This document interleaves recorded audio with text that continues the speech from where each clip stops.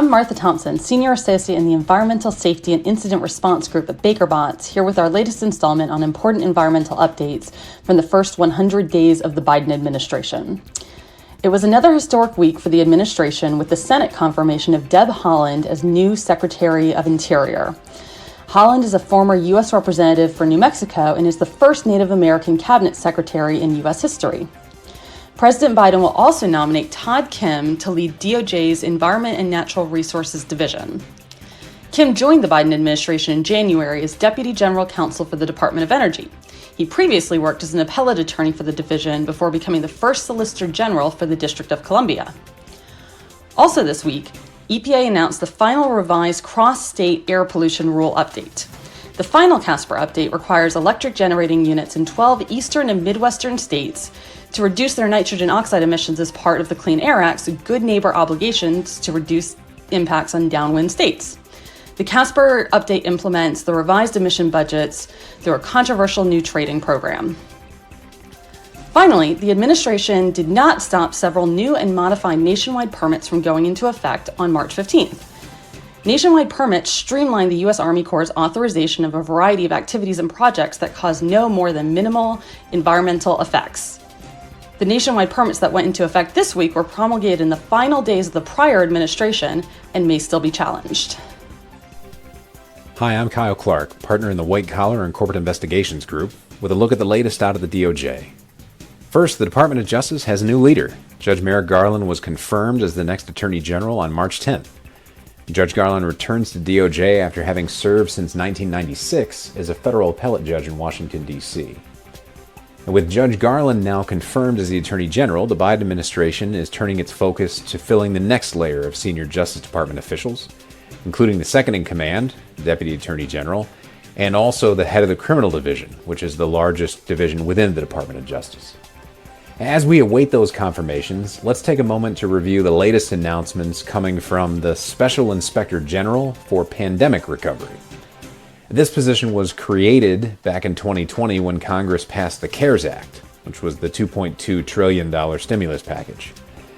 Now, I.G. Miller issued a report the week of March 8th outlining his office's priorities, which include, number one, pursuing cases of so-called double dipping, where federal contract recipients received loan funds under the CARES Act to cover their payroll, but then turned around and charged those same payroll costs to ongoing federal contracts. Beyond federal contractors, the Inspector General is also studying direct loan and loan guarantee recipients to determine if they use their CARES Act funds to keep employees on their payroll, rather than to do things like buy back stock or, in the words of I.G. Miller, quote, substantially increase executive compensation. As the IG's report indicates, the key to protecting your recipient in the future is, number one, knowing the rules for the use of the monies received under the CARES Act, and number two, documenting that use. These actions show the continued importance of documenting compliance in the moment and keeping those records long after the events have passed. Hi, my name's Jeff Oliver. I'm a partner in the Antitrust Group at Baker Botts. I'm here with this week's update on the most important antitrust moves during the first 100 days of the Biden administration. This week, the antitrust authorities took a small break from decrying the dangers of big tech, focusing instead on pharmaceuticals.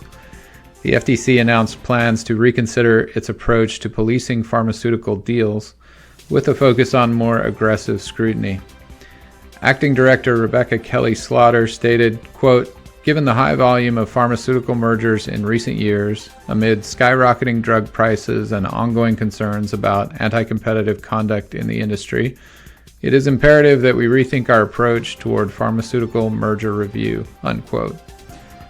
The FTC is launching a working group that will consider more stringent approaches to that review.